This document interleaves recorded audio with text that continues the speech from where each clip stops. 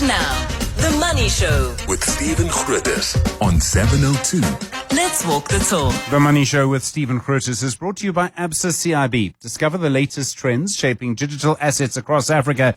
Download the ABSA Africa Digital Assets Insights 2025. Good evening to you. Welcome to the program. 8 minutes after 6. I'm Stephen Grootes. Nice to have you along on The Money Show.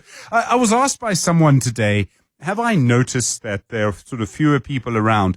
I haven't seen that. Coming to Sandton, I've actually noticed more traffic. I do come into Sandton kind of in the middle of the afternoon, so a bit of a strange time, and certainly not the usual. But I do get a sense that things are still very busy. I don't think the major centres have even started seeing people leave yet. Obviously, when the schools go on holiday, a lot of patterns get disrupted. But I think so far, things are pretty much like they were last week.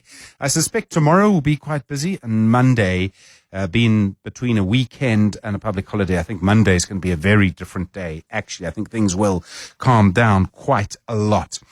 We'll be talking to the Competition Commission in a little while. They want to talk about, we want to talk to them about their draft guidelines on minority shareholder protections. We'll also look at the latest quarterly employment numbers and what they tell us about our trends. I've got some things to say about that conversation, actually.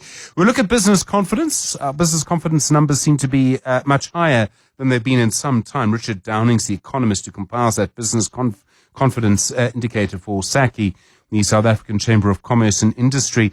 And news over the last little while. So cocoa prices are down dramatically by 45%. Should make your chocolate cheaper. The other thing that's so interesting is that dairy prices have really started to fall through the floor.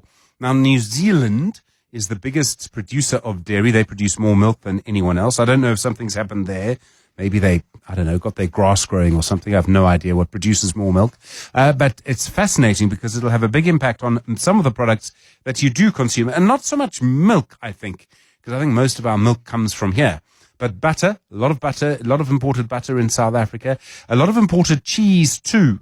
I think that might well have a bit of an impact on those prices. Good to have you along. It's 10 minutes after 6. The Money Show with Stephen Grootes, live on 92.7 and 106 FM. Streaming on the Prime Media Plus app. and DSTV channel 856. I'd like to ask you a personal question, and I hope you don't mind, but I'd like to ask, how many jobs do you have? Do you have one, more than one, 2, 3, 4?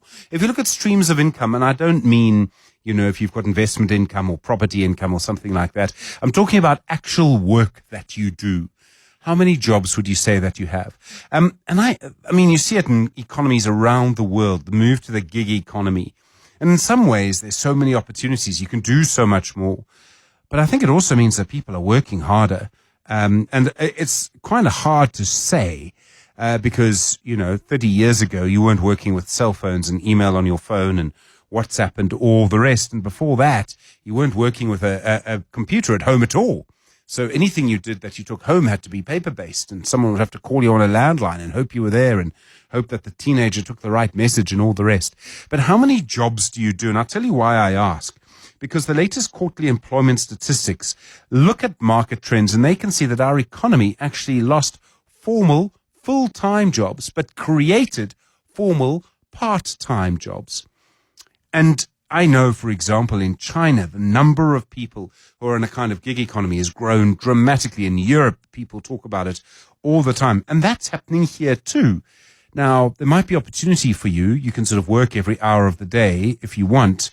But normally you work every hour of the day because you have to. And that's a different story. So please, if you don't mind, on 072 702 1702, how many jobs do you do? The Money Show on 702. Monday to Friday, 6 to 8 p.m. Well, the Competition Commission saying it's going ahead with plans that it believes will lead to more protections for minority shareholders of companies.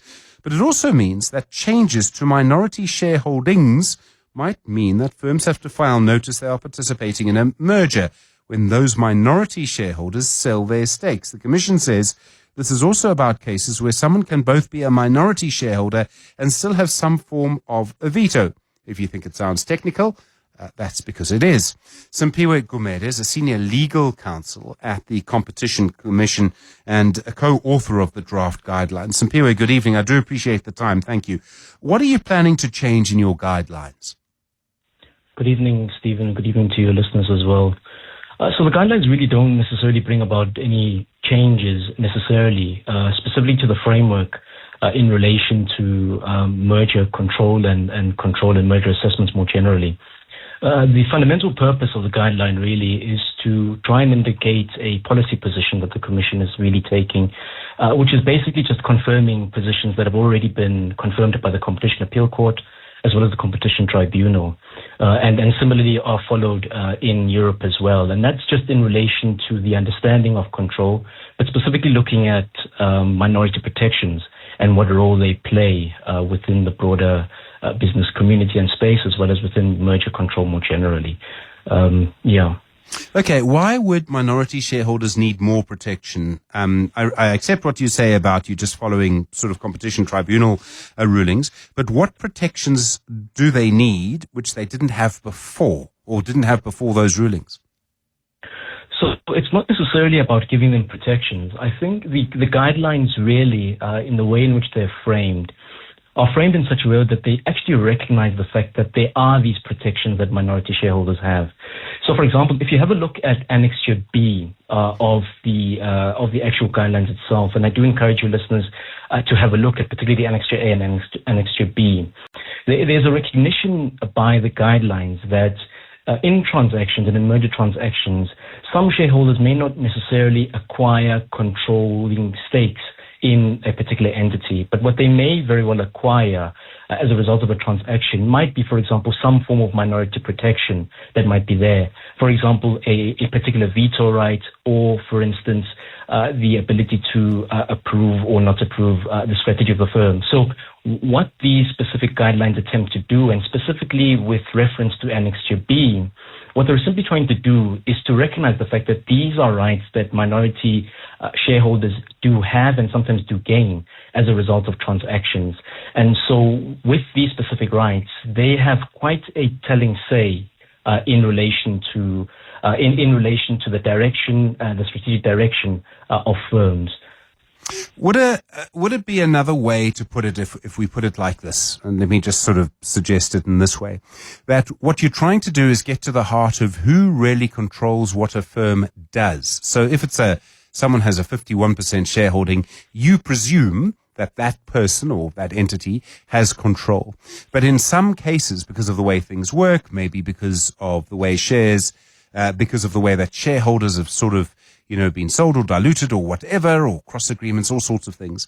Someone might actually have a 49% shareholding, but just because of the context, be able to stop a company from doing something, even though it's not 51%. So am I right to say this is about trying to get to the heart of the question of who actually has control of what a firm does? That's perfectly correct, Stephen. I think you've characterized it quite well. And even when you have a look, for instance, at Section 12(2)(g) of the Act, which already in and of itself, this is of the Competition Act, which already in and of itself recognizes the fact that control in a firm can be acquired in a variety of ways. And so exactly as you've characterized it, Stephen, firms are able and companies are able to acquire a level of control in a company without necessarily crossing the 51% or 50+1% threshold, which ordinarily one would understand as being the acquisition of control of a particular company. What kind of cases led to the rulings that you are now implementing in terms of guidelines? So what was happening that made people realize there was a problem? So it's not so much the fact that there were things happening, but there were cases, for example, where the Competition Appeal Court, and I'm looking here at cases such as Caxton versus MultiChoice, which was a case back in 2016 already. So there were cases already long before which recognized the fact that the acquisition of control in companies can take place in a variety of ways, and one that does not necessarily need to cross that 50 plus 1% threshold. And so the rationale really behind publishing these guidelines at this particular point was to simply say that let's look back as the Competition Commission and see exactly where exactly we can sort of put out a policy position, particularly in relation to merger control, that not only brings about some level of certainty and some level of understanding to the market, particularly in relation to this narrow aspect of merger control and control more generally. So it's not necessarily that there were things that have happened or transactions that have happened more recently, but it was an opportunity for us as the Commission to look back and have a look, as we constantly try and do, at our merger regulation regime, to be able to then, where we can, indicate policy positions that can give some level of certainty. And I think by publishing these guidelines at this particular point, as they are out for public comment, what we're also aiming to do with them is to receive comments from business and from the general public in relation to not only what they think, but where they think these guidelines can be enhanced and where perhaps they may think that we've got it completely wrong. But we will certainly take all of these comments on board to help us not only assess exactly what's happening on the ground, but equally assess exactly what our policy position is more generally going forward here. Okay, I mean, I accept your principle. I'm not arguing with you on that. I just want to ask this one last question. As a consequence of this change, will more companies have to file notices with you because of changes to their shareholdings? That may very well be the resultant effect, Stephen. But at the end of the day, I think the important thing to take out of this is that what the Commission is really fundamentally trying to do is to ensure that if there is an acquisition of a minority protection that ordinarily might not necessitate filing to the competition authorities, as a consequence of these guidelines, firms as well as deal makers will be able to be in a position to know that, in fact, when, for example, a particular minority protection is acquired as a result of any acquisition that happens, the Competition Commission will expect and would need to have a look at that specific acquisition of that specific right, so that we are able to then just have some level of oversight, specifically in relation to what then is happening in relation to that specific industry, that company, et cetera, et cetera. So it is a level of oversight that we now have, and that is now literally being introduced. But like I said, it's a confirmation of a position that was already there. So it's nothing necessarily new. We've just sort of put it out there to say, hey, this is what we're doing. This is how we're looking at things. Simphiwe Gumede, thank you so much. Really appreciate it. Senior Legal Counsel at the Competition Commission, co-author of the draft guidelines. 702. 702. Stephen is on X. At Stephen Grootes. 20 minutes after 6, don't forget my question for you this evening. How many jobs do you actually have? Because the numbers from Stats SA showing our economy created 29,000 non-farming formal jobs between the second quarter of the year and the third quarter. But while we created 50,000 new part-time jobs, 21,000 full-time jobs disappeared. Dr. Miriam Altmans, Director at Altman Advisory. Miriam, good evening. Good to talk to you on the Money Show. So many people I speak to now in all sorts of different parts of the economy tell me they have more than one job. What's driving this big change? And it's an international change, really, to a kind of gig economy. Well, it's not just gig economy. That's how most people in the world make a plan, is that they have multiple things that they do. It's just that maybe historically in South Africa that wasn't how people worked, but it's not just a gig economy. It's how, like I say, most people in the world make a plan. Are we seeing it gathering pace here? I mean, I know many people who will tell me that their parents had one job, now they have 3 jobs. Well, yeah, and like I say, it's not necessarily a bad thing. It may be that people, that's why sometimes, like in the National Planning Commission, we would talk about a livelihood rather than just a job per se. What you need is enough opportunities that you can assemble a livelihood with, and you may do multiple things. It used to be that you had fewer people working. You had a smaller economy, I guess. People had single jobs, but it's not how things work in the world generally. It's just that maybe it feels new in South Africa. Has something changed in South Africa then that has led to this only happening now if we're a bit behind the rest of the world? Well, remember, this was a police state, how many years ago, and the economy's opened up and there's more variety and there's more people who are in it and doing different things. There's just more variety in the economy, I guess. I think more access. I mean, I think many people often a bit of variety during the day is not a terrible thing. They don't mind doing a variety of jobs. But I think there's also a sense that it was better in the past because you could, and this is a strange thing to say, but there was a feeling that you could live on one job. You could live in a situation in the middle class where you could make sure your children were educated on one job. I don't think that's how people feel now. Yeah, so let's just remember also, just to put it in perspective, in South Africa it wasn't better before because a very small group of people got these good jobs, and then there was a majority of the population, as we well know, that was excluded. So if you're white, you may be feeling that things aren't going the way that it was. Having said that, a lot of the research, when I was at HSRC some years ago, I did a lot of work on the services economy. Now, most jobs globally, not just in South Africa, but globally, even in countries that do well in manufacturing, like China and Korea, the vast majority of new jobs actually are in services. Now, the thing that's happening globally is that most people, including the United States and all these countries, are not able to make ends meet because services jobs tend to pay less. Now, I'm not talking about the high-tech kind of person, but the vast majority of people in the world, what they're doing is they're cleaning and doing your nails and washing your hair and security and all sorts of stuff like that. So now there's a lot more thinking in both developed and developing countries like South Africa about the need for social security and social protection. The thing about a part-time job is that, I think most people wouldn't be doing more than one job unless they felt they had to. So to assemble that livelihood, as you call it, they're doing it because they absolutely have to, and they're possibly working. Many of people are working very long hours to do that. Oh, sure. So I'm not saying that it's fine and easy. The issue is that the system needs to be supportive. So if you've got strong social networks and you've got fallback systems and strong communities and the cost of living is low, then you can make a plan. If you're in an economy like in South Africa where most people find it expensive, the security networks don't work that well, et cetera, then it's quite hard, and it holds the country back, actually. So again, this is why even countries like India, Brazil, South Africa, historically, these kinds of countries didn't think about systems of social protection in this way, but increasingly around the world, countries find that they need to do that. So like you remember when the United States, when the federal government shuts down, the first time it shut down, you saw federal workers like within a week or 2 weeks were in bread lines. I don't know if you remember that. Yeah, very well, yes. So when I was doing a lot of work. We introduced the idea when I was at HSRC many years ago, like 20 years ago, about thinking about this concept of working poverty. I got that idea from an economist, James Galbraith, in the United States, because he was showing that people who had worked their entire life in the United States, that it was very common for working class people. You work your entire life, you think you should be able to retire, but people were actually below the bread line, like in other words, below the poverty line. The fact that technology is changing so quickly, everyone's, depending on what you look at or what confronts you online, claims to be making money that way.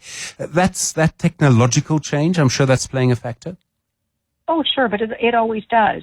There's new jobs that emerge. It's like the character and the challenge that people face is if you don't have strong community networks and other forms of social protection, then you do rely on your entitlements at work. In other words, your pension, your medical aid, and so on. So there's fewer people that have access to that. So then what needs to happen is you need to have social systems or government systems that ensure that people have these public services like quality education, quality health, that the cost of living is kept low. Then it's incumbent on the state to be stepping in and making sure that people can make a plan and live a reasonably decent life, that a normal person can do that. And in South Africa, that's just not the case. Dr. Miriam, as we know. Yeah, Dr. Miriam Altman, thank you. Director at Altman Advisory. My question, how many jobs do you have? 27 after 6. The Money Show. The Markets. Petri Redeling-Hayes is founder at Herenia Capital Advisors. Petri, good evening. The rand going, at one point below 16.90, so stronger than 16.90 to the dollar. Obviously, the U.S. Federal Reserve had a hand in that, but still the rand going very nicely. Yeah, good evening, Stephen. Thank you for chatting to me. And the rand is going very nicely. I think a lot of this has to do with, two primary drivers. One is the gold price. Gold's breaking another technical level today, and I'll make the call now. We'll be above $4,400 fairly soon, I think. So as the gold price gets stronger, we know that is money pouring into miners, man, and all that money coming into South Africa is going to be good for the rand. So there's that. And then there's our own local situation that's actually looking better and better. We have, by now we've mostly forgotten about this, but the lights are on all this time, right? And we have a seemingly stable government of national unity and sentiment around the country. I think the general feeling on the ground is that things are actually not too bad and getting slightly better. So I think that we have, we're an attractive space in the world right now for foreign investments, and the world seems relatively bullish. We might look at the equity markets rallying and feel disbelief or whatever the case is, but they keep cutting interest rates, tech keeps running up, and as long as it's risk on, money's going to flow to riskier markets, and when it comes to these emerging markets, we're probably one of the most attractive ones. And we saw that in business confidence figures today as well. Mr. Price down nearly 4%. I think they're closed a little bit stronger than that. They announced that deal yesterday. Their share price started to tank. The Werex dividend yesterday as well. I don't quite know how to understand this reaction. It's a very strong one. It is a very strong one. So look, generally what happens is whatever the purchase price is that the acquiring company is paying, the share price loses that value, and the company being acquired, that company share increases in value, and then the two kind of balance each other out at the end, right? So Mr. Price, buying 100% of the business, for about 8.8 billion. So there's quite a bit of sort of value that has to come off the balance sheet to buy the other company that then returns to the balance sheet. So it's kind of like a net zero type situation. And I think, if you look at the amount, the company's valuations dropped by roughly 7 or 8 billion over the last 2 days, right? So we're kind of roughly in line.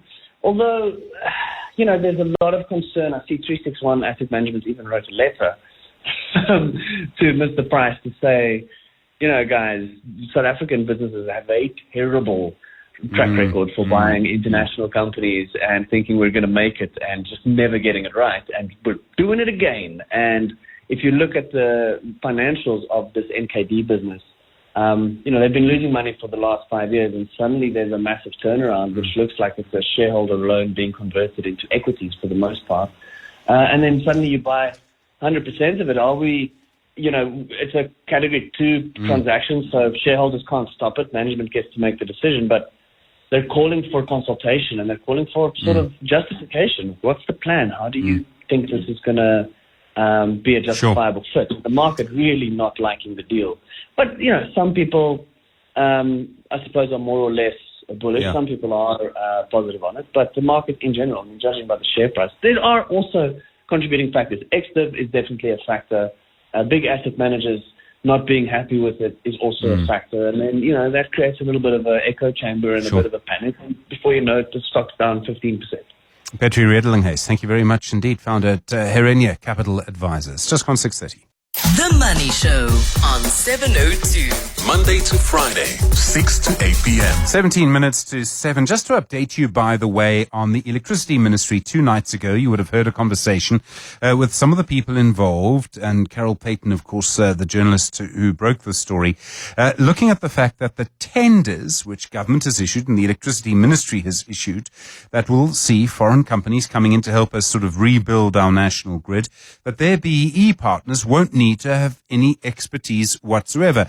One of the important questions, and let me get to the nub of this, is why you would do that and give up the opportunity of building your industrial base. So if you have BEE companies who are experienced in this field, have capacity, this kind of type would help them build their capacity. You heard the CEO of one of those companies saying exactly that. The way things are going to be now, where these companies, that the BEE companies will not have to have any experience, means that almost any BEE compliant company can be a part of it. You can imagine the opportunity. We'll keep trying for the Electricity Ministry on this. I do think it's an important issue. 702 with Stephen Grootes. Email him on stephen@702.co.za. Well, after data earlier in the week showing consumers are feeling more confident, today news that businesses are feeling more confident too. The SA Chamber of Commerce and Industry saying their business confidence index higher in November than it's been for many, many years. Richard Downing is an economist who compiles the index for SACCI. Richard, good evening. You say in your release the main reason for such a big increase in confidence was the large number of foreign tourists in the country in November. I presume the G20 and the B20 were big factors in that. Well, I think, one must look on a broader base for the reasons for this increase in the confidence index. And I think it's got to do with the global context we're operating in. And I think the main thing that we can see is that actually the sub-indices that drive the index to higher levels were actually more market-related, financial market-related, except for one index, and that was overseas tourists that actually increased substantially from the middle of the year up to where we are now. So that, I think, is the biggest reason for the business confidence index to actually moved up. If you look at, for instance, the gold and platinum price and what that index actually did, and when the JSE share prices. And so those movements is actually the main reason for the index performing at a much higher level that we last saw when the increase that we saw from about June to where we are in November is about the same that we saw when the COVID restrictions were lifted, and that was in 21. So this is quite a unique and a special sort of circumstances prevailing at the moment. It certainly seems like it. Are there higher levels of confidence in the areas of the economy that are more likely to employ people? So the financial sector, of course, it employs people, but it doesn't necessarily create a lot more jobs. It does in the longer term. Gold and platinum, obviously, investment in that sector is a very long-term thing. The sectors that will create jobs, are we seeing more confidence there?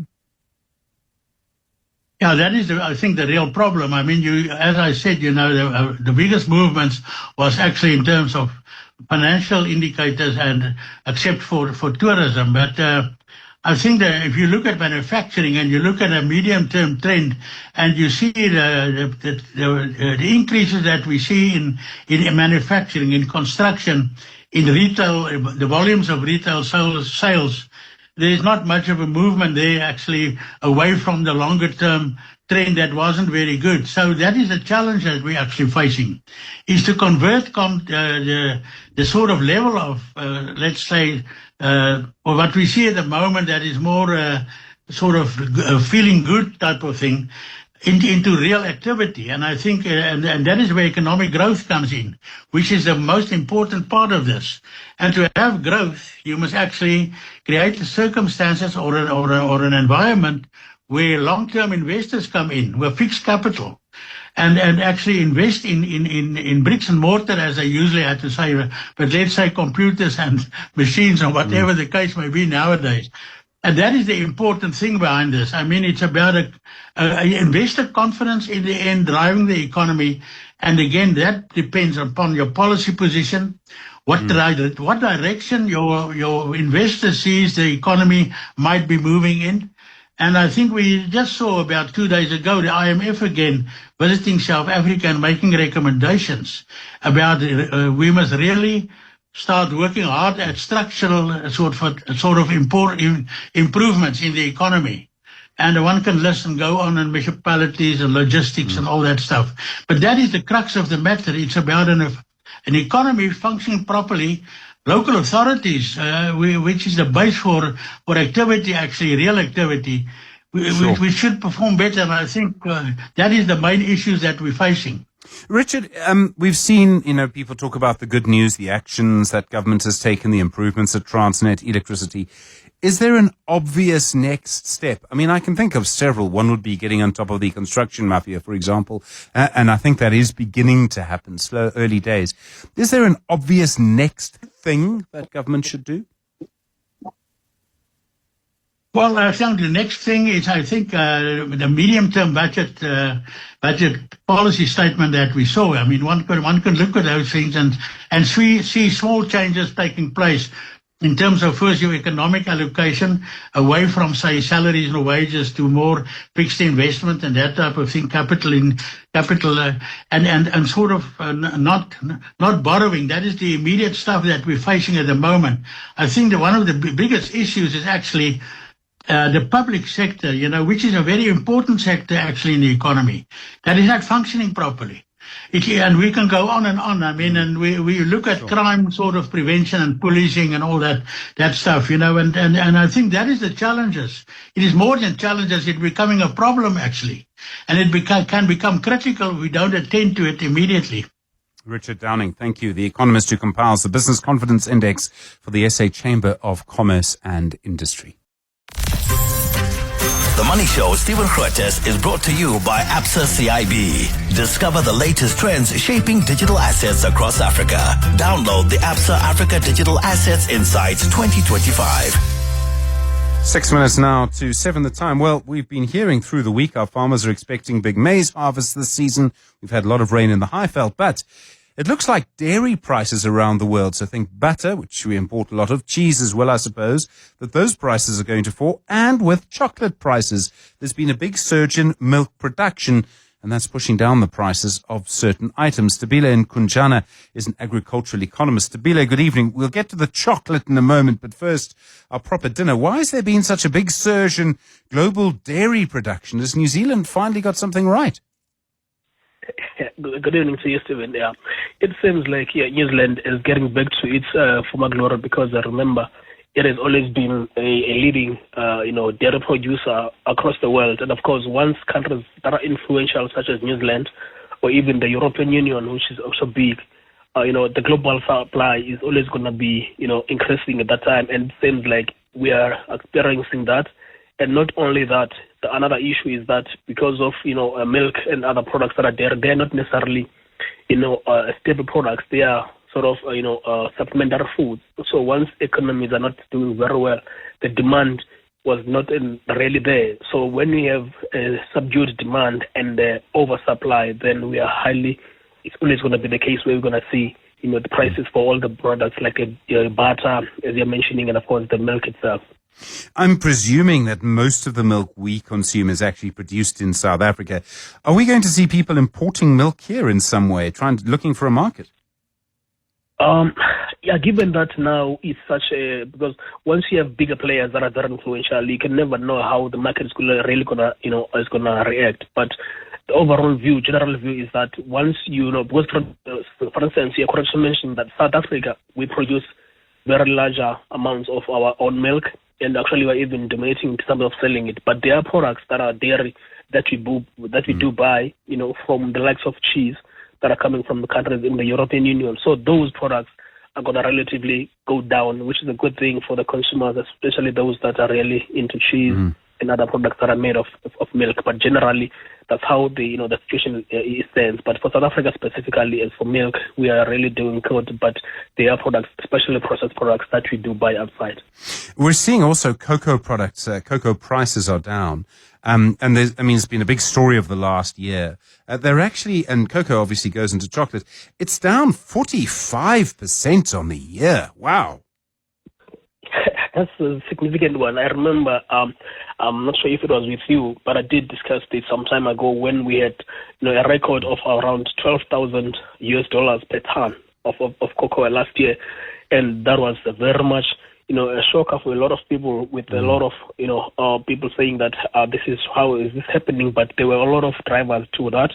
And one of them was the fact that, about 60 to 75% of cocoa from the world, it comes primarily from the West African countries, largely Cote d'Ivoire, Ghana and Nigeria. And that region was experiencing an El Nino, that is a drought kind of a situation. So therefore that really impacted the production. And once countries that are very influential like that, and with the concentration of having the cocoa itself, that surge was expected. As a result, we saw, that surge to the 12,000. But for now, we are feeling roughly just around a little bit, $6,000 per ton of cocoa, which is still a little bit higher, but relatively lower compared to what we saw last year. So this somehow is some good news, especially for the lovers of chocolate going to the festival and even to the earlier of, the February's for the guys that are into Valentine's and all that.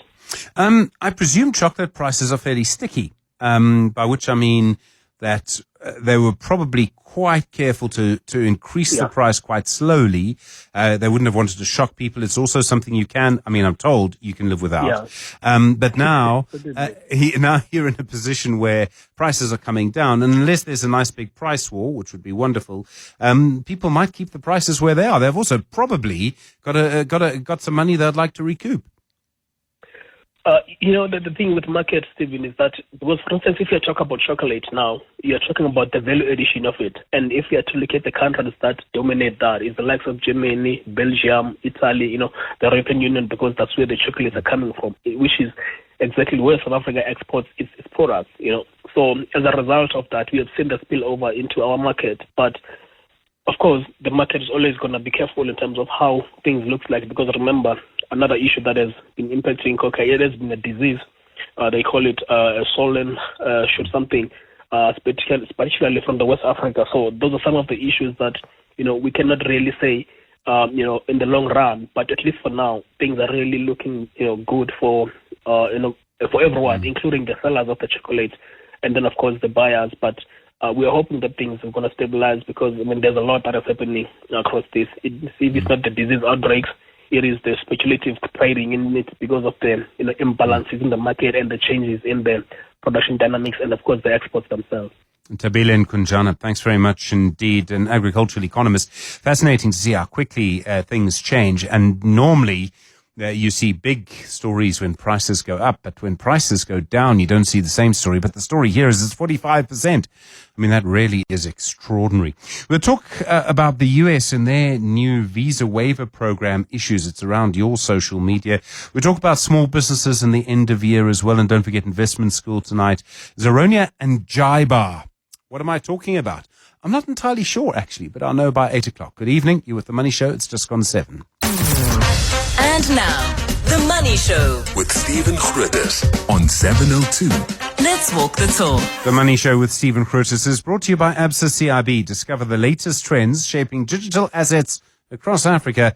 Download the Absa Africa Digital Assets Insights 2025. 8 minutes now after 7 the time. Lots to come. We'll speak to Siphumelele Zondi in just a moment.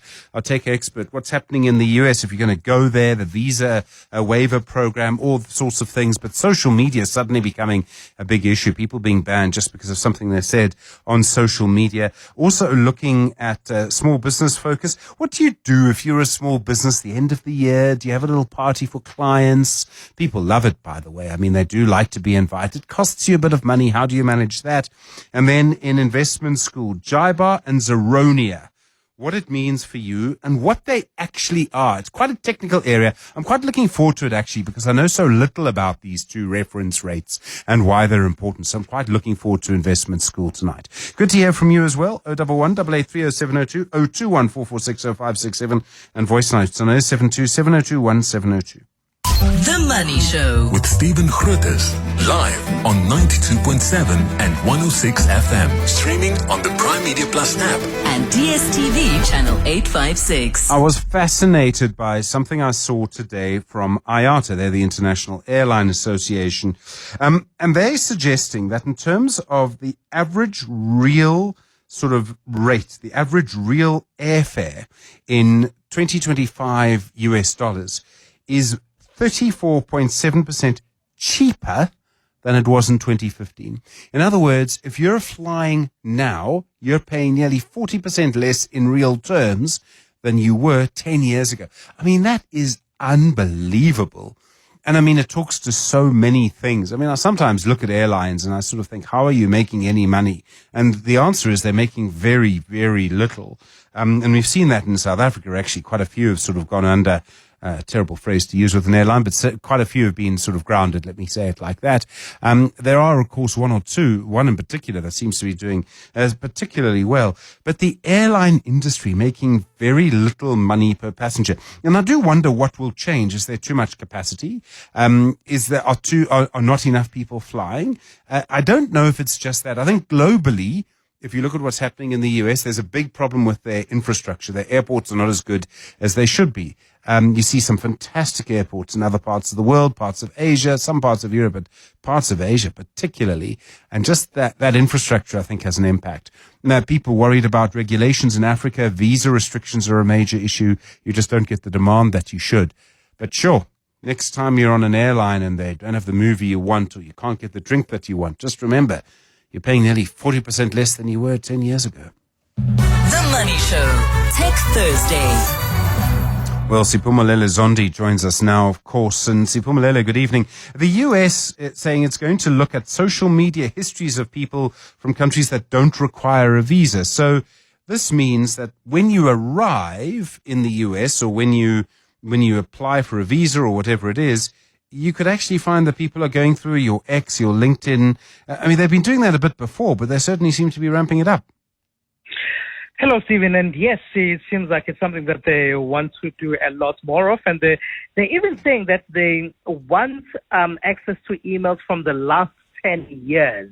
You think that some of the conversations we have in your email are private messages that you could be having with family, potential employers, even, and other individuals. But it's social media, and it's now being extended to emails as well, and also social media of people from about 40 countries, because it's about 40 countries that have a visa waiver to enter the U.S.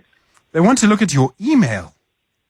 That's what they're saying. They're saying that it's still a proposal at the moment, yes. But they're saying it's an email for the last 10 years, and it's a proposal that they've put out to the public. The public has about 60 days to comment on this and to say whether they agree with this move or not. What are they looking for? And let's be clear, aren't they just looking for people who are anti the US President Donald Trump? And you know what? On social media, there are plenty. Oh, totally. That's what it is, right? They're looking for people who probably have been critical of the United States of America and its laws and some of its actions, especially of late. In the rest of the world. Maybe also they're looking for your political views, because a lot of people do share their political views. And when they now go into your email, they probably are looking for stuff that you haven't even shared publicly. You probably shared it with friends and family, but you haven't really shared it publicly.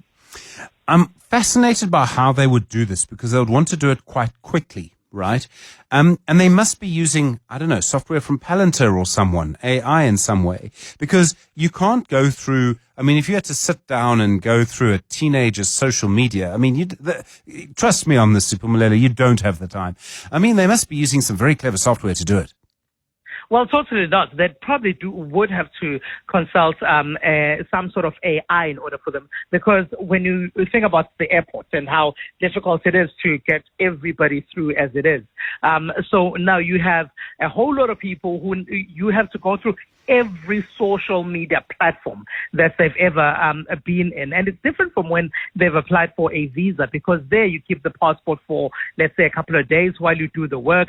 Here it's at the airport and they need to go through very quickly. So they would probably have to consult some sort of AI tool in order for them to do this effectively, if it's going to pass at all. They've been doing this a little bit. I mean, I've heard of cases where people from visa-exempt countries, Britain was one, I think there was an Australian example, of people who said certain things and found themselves being turned back when they arrived at the US. I mean, they've been doing this a little bit already. I don't know how effective it's been.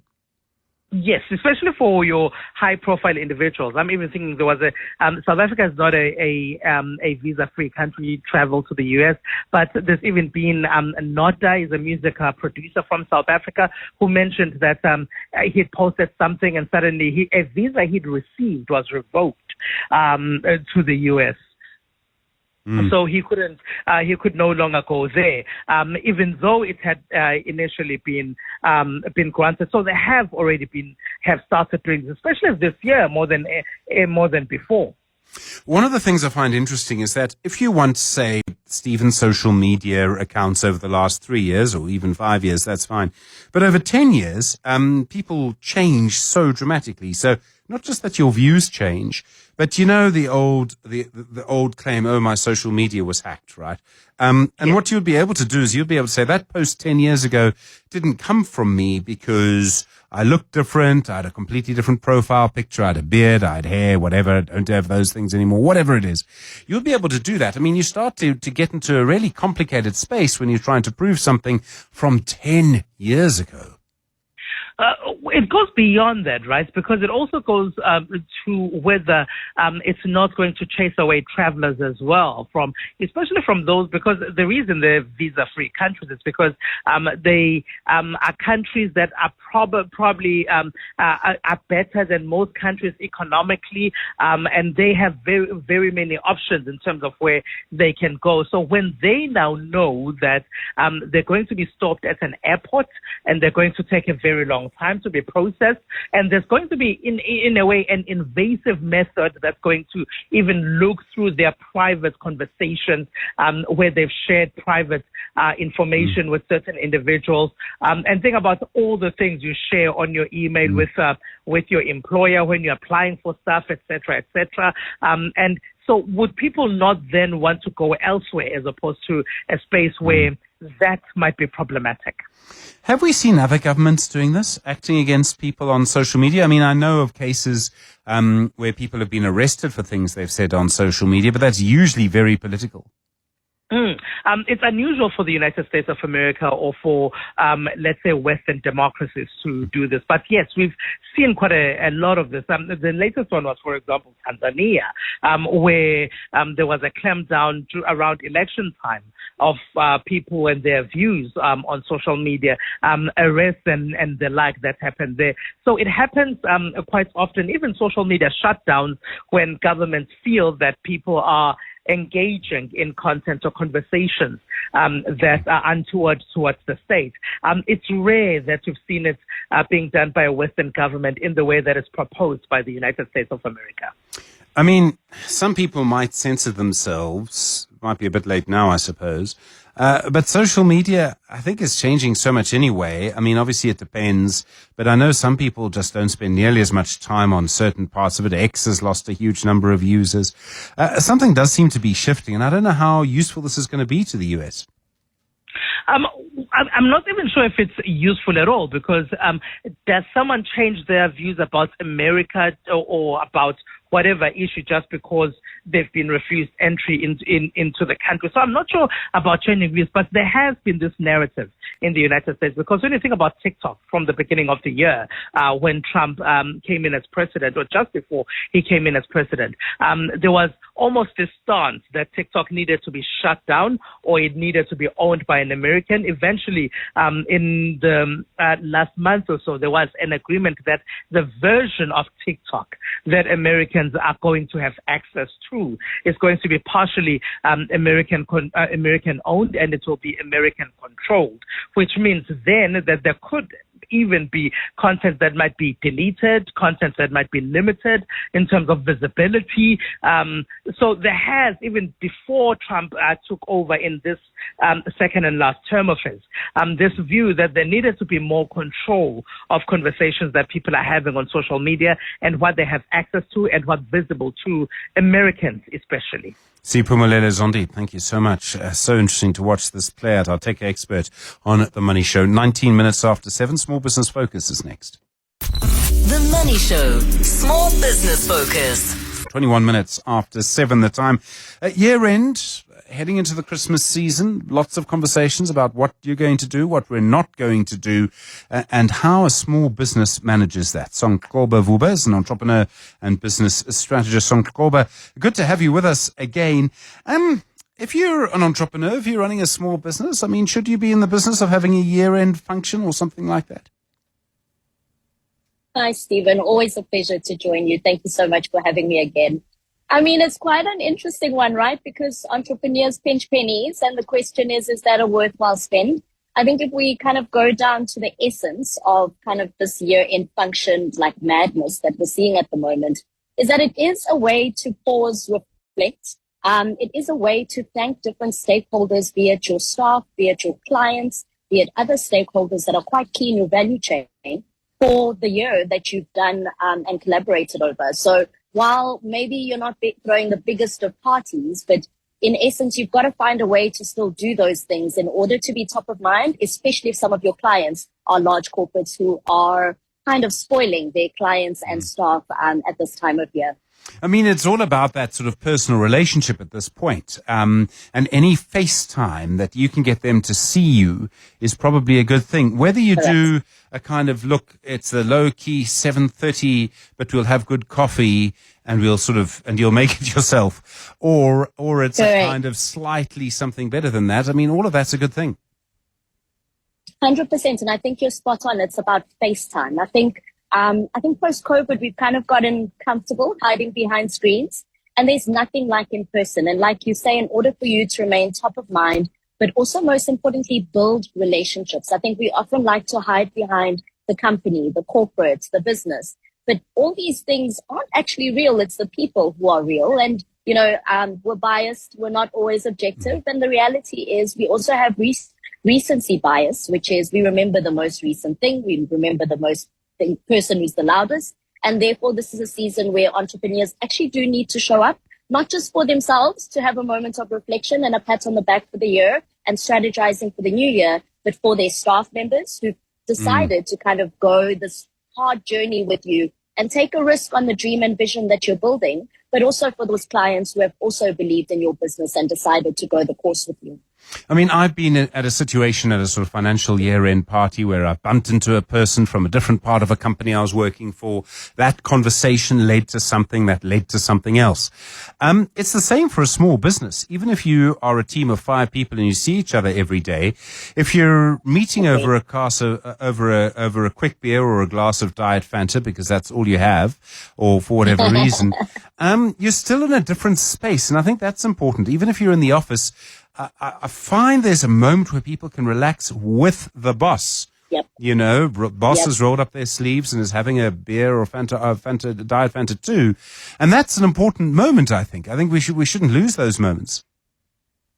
Exactly. It's an important moment, while some would say provided the boss doesn't stay too long, Stephen, so that the rest of the team can have a real party. But like you say, it's important to show up. It's important to connect outside of the work, connect with the people, allow for the best ideas to happen. The best ideas don't happen when we're sitting behind our chairs at our desks, kind of running through the to-do list or on Teams calls. It really does happen in the more natural moments of connection, which we've got to create space for. And like you say, whether it's a free picnic at Zoo Lake or a leisurely walk at Kirstenbosch if you're in Cape Town, or like you say, kind of, I've had some entrepreneurs who open up their homes and say, you've given so much into the business, come over to my home as I host you for a braai or I host you for a lunch in order to keep the costs down. And that really brings people in, but also kind of shows them your human side, because I think as entrepreneurs, at some point, people do kind of forget that we are human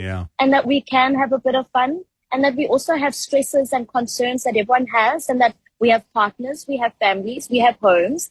And I do think that this is an opportunity that entrepreneurs shouldn't miss out on. I mean, I like the idea of a picnic because there's so many places to do it. Going into the season, I think from Friday, I think from tomorrow, things are going to calm down dramatically. We have the 16th public holiday on Tuesday. What should we be focused on as an entrepreneur right now? So I think first things first, if you're an entrepreneur, make sure you've got all your invoices paid. December and January are very, very long months, and there are still bills to be paid. So if you aren't on top of your finances, aren't on top of your collections and creditors, I mean, you're already late, but kind of frantically go through those tonight and make sure that you're making personal calls and pop in at people's offices tomorrow. Then once you've made sure that kind of the key, keep the lights on, keep alive things are sorted, then I'd suggest that I know entrepreneurs hate slowing down. I know they believe in work all the time. But I do challenge entrepreneurs and ask them, when you came up with the idea for the business that you're currently building, in what setting were you in? Were you working like a dog, or were you on holiday? Were you in the shower, or were you sitting behind your laptop being super productive? And I really implore entrepreneurs to take the time, especially if you're doing business with large corporates. It's kind of dead season effectively for about a month and a half, really, till about mid-Jan, end of Jan, is the reality from a corporate client's perspective. And it is to use the time to be intentional in planning and thinking and reimagining what is the next step for your business. I find a lot of entrepreneurs are surviving day to day, and actually we need to be a little bit more intentional. And by intentional, I'm not asking you to go on a strategy offsite and plan the next 5 years. That just doesn't work. You know, what we are asking you to do is say, where has the business gotten to? What has worked? What hasn't worked? What are the key 3 things we want to achieve next year? And how do we go about that? And how do we make sure that there are priorities? So when we check in at a quarterly basis, at a half-year basis, those are the key things that we are driving. Sankoba, thank you very much indeed. Sankoba Vuba is an entrepreneur and business strategist. The Money Show. Investment School. 24 minutes now to 8 the time. Well, earlier this week on The Money Show, you heard a conversation about the fact that the Johannesburg Interbank Average Rate, JIBAR, is being phased out. It's being replaced by the South African Rand Overnight Index Average, which is known as Zeronia. I realize Zeronia sounds like a place, but it is in fact a rate. Now, these are reference rates that you have no direct control over, but they do have an indirect effect on you, particularly on your loans and your mortgage. So tonight on Investment School, what are these rates? What do they do? How do they work? Who moves them around? What on earth are they for? And why are we moving from JIBAR to Zeronia? Sidumisile Zakali is a senior associate in banking, finance and projects at CDH, and Astrid Rabe is an associate director at Deloitte. Good evening to you both, and I really appreciate the time. It's such a fascinating subject, so thank you for coming. Let me start with you, Sidumisile. Good evening, and why do we have these different reference rates, and what are they actually? Good evening, Stephen. Good evening to your listeners. And thank you for having me on the show tonight. So just to start off, we had JIBAR, which is a forward-looking rate built on submissions by a panel of banks. And the market realized that those banks were thinning out, and so the quotes became less representative. So this is now being replaced by Zeronia, which is now a transaction-based rate derived from actual overnight rand deposits. So in plain language, Stephen, we're moving from an estimate to a measured reality, which will offer us greater transparency, robustness, and an alignment with monetary policy. So in essence, these are the rates, so we use them in cash markets, basically. We need to go back a little bit here. What on earth are they for? So I understand what an interest rate is. It's the rate at which the Reserve Bank lends money to other banks, because the Reserve Bank changes, lowers or raises the interest rate to other banks. Those other banks transfer that raise or drop to me. What are these reference rates for? Thanks, Stephen. We use the reference rates which underpin the market, as I mentioned earlier. So it's basically how we derive our interest rates in the loans that are offered by banks. Astrid, do other places have rates like this as well? Are there other rates, not just these two, that people use? Good evening, and thank you for having me. So there are a lot of different rates that are out there. Your JIBAR rate is a very specific rate in that it's an interbank rate, right? So JIBAR, Johannesburg Interbank Averaged Rate. So it's not something that your typical consumer will really come across. The normal kind of rate that someone will have on their home loan will typically be a prime rate. That's what everyone knows. But there are certain instances where you might have a JIBAR rate that links into it. And yes, there are many different rates out there. But this is a particular benchmark rate that is being phased out now. As Sidumisile also mentioned, due to thinning of the market, but there was a much broader issue. So an interbank rate isn't something that is specific to South Africa. It is a global rate. They're often referred to as eyeball rates. And there was a lot of manipulation of the rate. So it's traders that actually went and they had to go and submit the rate at the end of the day, and that opened it up to manipulation. The new Zeronia rate that is being introduced in about a year's time removes that element of manipulation. So it is a very representative rate. It is a very robust rate. And as such, it's just a much better rate to be using. Okay. I really need to go back to the very beginning with this. It's quite technical. Why do we need a reference rate in the first place? I'm trying to get to what purpose it serves and why do we even need it? I mean, there are different purposes. It's really just an interbank type of funding element between the banks, and other rates are built off the back of it. Like I said, your normal consumer out there won't really be too affected by it. It's just something that is needed between the banks when they trade amongst each other. And then it can be as a basis for other financial instruments. It can just be pulled in there. Okay. Sidumasile, what would happen if we didn't have a reference rate? Let me try and get to the question in that way. So Stephen, like as has been said by Astrid, it's used as a benchmark interest that is used by banks. It's a benchmark interest that is used by banks and financial institutions to set the cost of borrowing. And the examples that she's given, JIBAR, SOFR, and the prime rate. Why we need it? For fair pricing, it ensures loans and financial products are priced consistently and transparently. There is market alignment, so it keeps interest rates linked to market conditions. There is risk management. It is used in derivatives, as has been mentioned, and it's also used as a fallback. So if we didn't have this rate, then we'd have unfair pricing. We wouldn't have market alignment, etc. Okay, I think I get it now. Who manages these rates? Let me start with you. So there was a reference earlier that that JIBAR was put together by bank bids and Zeronia is more accurate. So let me just go back a bit. Who manages these rates in the first place? So ultimately, it's published by the SARB, the South African Reserve Bank, but the current JIBAR rate, as I've mentioned, it's based on trader submissions at the end of the day, and then it kind of gets averaged based on the number of submissions they get at the end of the day. Zeronia is a similar construct, but it is based on actual traded volume. So certain trades that are traded between the banks, those will be issued, and that rate is then fed to the SARB, and the SARB will then go and publish that rate the following business day.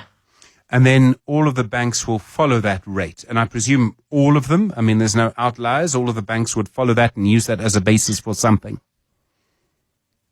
Yeah, so if you're moving away from JIBAR, the bulk of contracts will be moved over to Zeronia. There are some exceptions, as there always are, but the generalized thinking is, yes, move from JIBAR over to Zeronia for everybody. Sidumasile, is it possible, so Zeronia, I accept, must be better than JIBAR, and I presume partly is that because of the way it's constructed is more accurate, and Astrid used the word volumes. Is that because it is taking into account how much trading, whereas JIBAR is just looking at the last trades of the day? That's correct, Stephen. So JIBAR is forward-looking, so it's almost an estimate, whereas Zeronia is based on the previous night's transaction. So it's transaction-based. It's more accurate.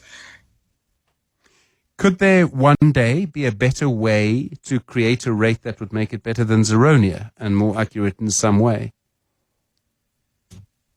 Most likely, Stephen. Given that JIBAR has been in the market for a number of decades, it is possible that the market could come up with a better interest rate. Okay. So Astrid, the way that these develop, I presume they have a long history. I presume they've been quite a long way around. They've been around for quite a long time. Is there a sort of best way to do it? I mean, you spoke about other similar rates, reference rates in other countries. How are those rates then constructed? When you say they've been around for a while, you mean reference rates in general? Yes. Yeah. So this move over from JIBAR to Zoronia is not something that is specific to South Africa. The move from an IBOR rate, as we call it, to a new reference rate has been done globally. South Africa is actually lagging behind a bit. We're one of the last jurisdictions to transition at this point. So yeah, there are definite other rates in the global market, but the construction, the way that that rate is calculated is actually the same. The South African MPG, as we call it, which is the Market Practitioners Group, who has been working on this for a long time now, they looked at many different types of rates that could be used to replace JIBAR. They ended up on Zoronia, as we know, and it's a similar construct to what has been done globally in each of the large jurisdictions as well. So we haven't really deviated much from global thinking either. Okay. And I mean, I'm presuming that the United States will have probably quite a big series of reference rates, and the UK will as well. And are they likely to have more reference rates than we do? I mean, it's possible, sure. That's really up to the individual jurisdiction on what they require.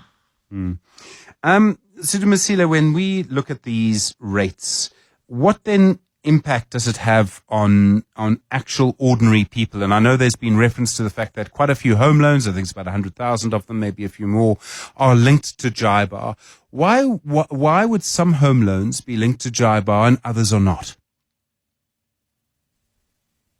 I think borrowers in general should take into account that there will be timing risks. So the market or banks will amend agreements to take into account the compounding, the spread risk. There is a credit adjustment spread that will be taken into account, as well as operational risk that will be included in these home loans.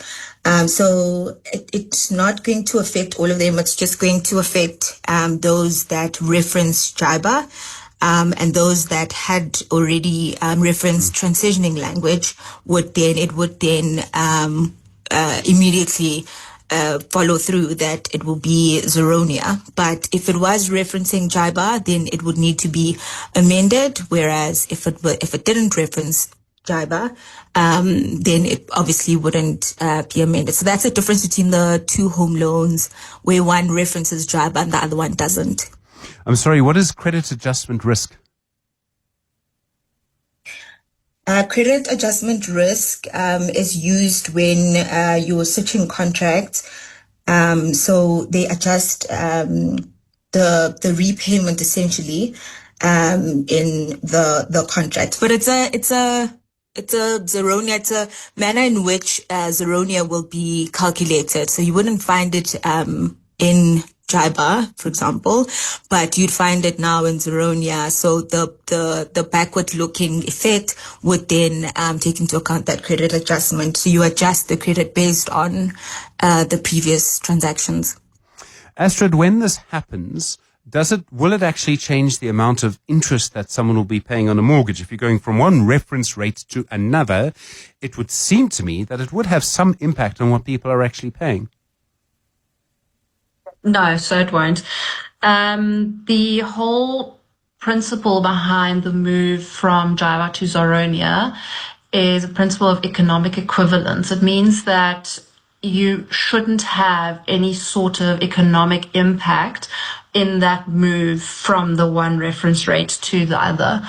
The credit adjustment spread that Sidumisile also referred to is a spread that they put on top of the pure Zoronia rate to ensure that this new rate is the same level as your JIBAR rate currently. So when you switch from one to the next, the level ought to be the same. There's a lot of difficult math behind it, but essentially it just takes into account that differential between the two rates. So there really shouldn't be an impact, no. So Astrid, if I had just got an email that asked me to open a PDF to examine a contract because one thing's going from JIBAR and one thing is going to, and it's now going to Zoronia, if I had one of those mortgages, And it turns out that what I am paying is not going to change. My next question, knowing nothing about how any of this works, would be, then why the change? If you see what I mean. Yes, it comes down to the robustness of the underlying rate. So the bulk of the use of JIBAR isn't in your retail mortgages or anything. It's between the banks. And because the JIBAR rate was open to manipulation, that can then mean that your banks who have the bulk of the use of that particular rate, they could potentially, they haven't as far as I know in South Africa, but they could potentially shift the rate to then move their positions or make them look like they have better positions than what they have. And that is the reason why we need to move. Unfortunately, anyone who has a home loan that references JIBAR will be impacted by it, but they just need to know that at the end of the day, they actually have a more robust rate, but it's just the technicals, the fundamentals of the rate that has changed to make it less susceptible to any sort of manipulation. Other than that, there should not be any impact on your normal homeowner. You're at Investment School on The Money Show. We're discussing the end of JIBAR and the arrival of Zeronia. We're talking really about reference rates that banks use to lend money from one to the other and why reference rates are important. Astrid Rabe is an associate director at Deloitte. Sidumusele Zekhali is a senior associate in banking, finance and projects at CDH. They're our guests on Investment School tonight. It's 8 minutes to 8. The Money Show, Stephen Grootes, is brought to you by Absa CIB. Discover the latest trends shaping digital assets across Africa. Download the Absa Africa Digital Assets Insights 2025. The Money Show. Investment School. In Investment School tonight, we're talking about the end of JIBAR and the arrival of Zeronia. These are reference rates and why they're important. Sidumusele Zekhali is a senior associate in banking, finance and projects at CDH. Astrid Rabe is an associate director at Deloitte.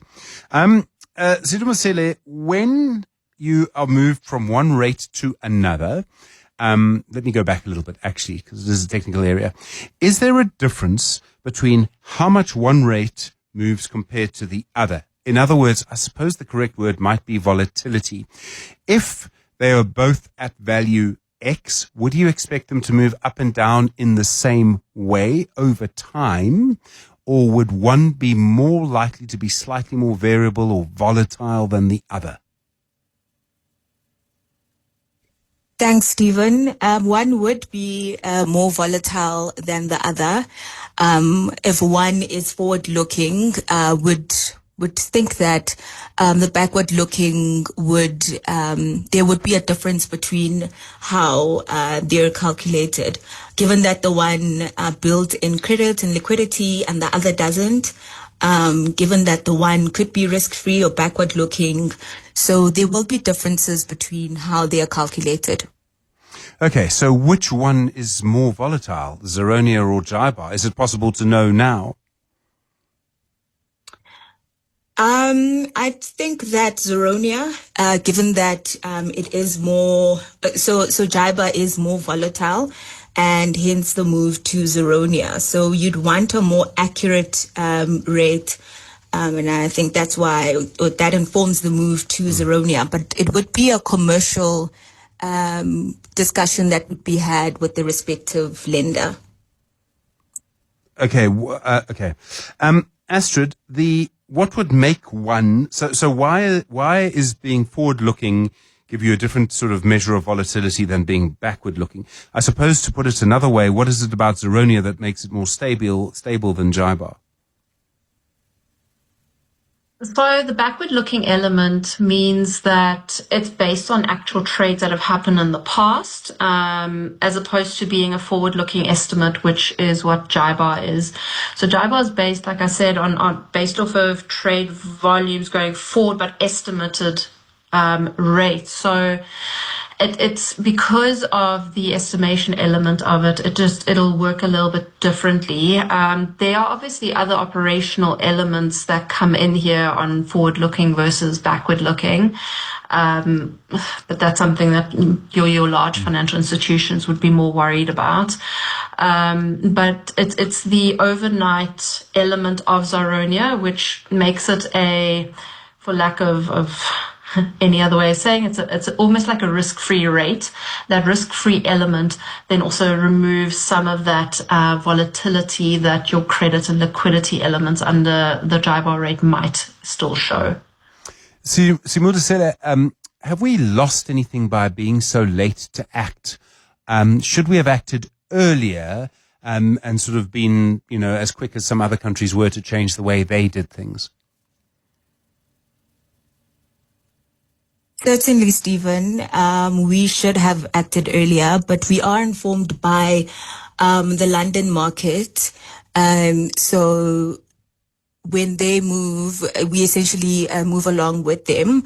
I think that the timing is perfect, but yeah, given the backlog, it will take some time before Zaronia comes into effect. But yeah, we could have made the change earlier. But again, we're informed by the London market. Why are we informed by the London market? They regulate, I guess they regulate loans universally.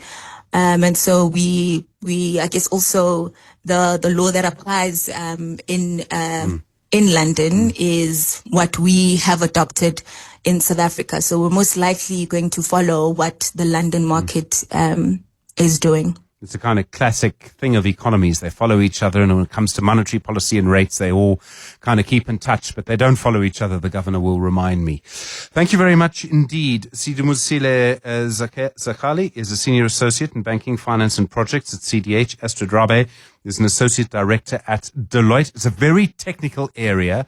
It shouldn't worry you personally. If you are a homeowner, you will have to ask some advice about it, but it is a very interesting and quite technical area. I learned a lot tonight.